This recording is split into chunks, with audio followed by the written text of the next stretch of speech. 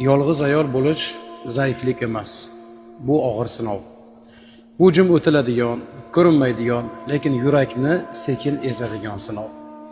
Yolg'iz ayol tongda yolg'iz uyg'onadi, lekin kuchli bo'lib turadi. Kecha esa yostiq guvoh bo'ladi uni ichiga yutgan ko'z yoshlariga.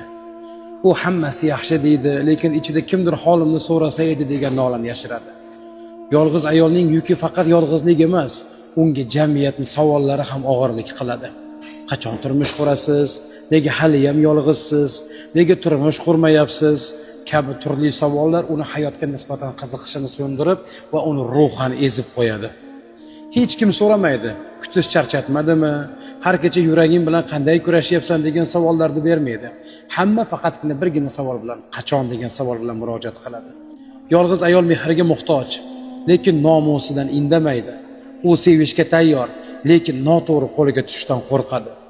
Yolg'iz ayol sabrni tirik timsoli. U Allohga suyanib yashaydi. Odamlarga og'irligini ko'rsatmaydi. Va shuni unutmang, ba'zan yolg'izlik tanlov emas, taqdirni og'ir sinovi bo'ladi. Sizlar bugungi kunda qahramonisizlar. Yolg'iz farzandlarini tarbiya qilayotgan ayollarimiz, yolg'izlikda tunlarni bedor o'tkazayotgan onalarimiz. Alloh sizlarga yordamchi bo'lsin.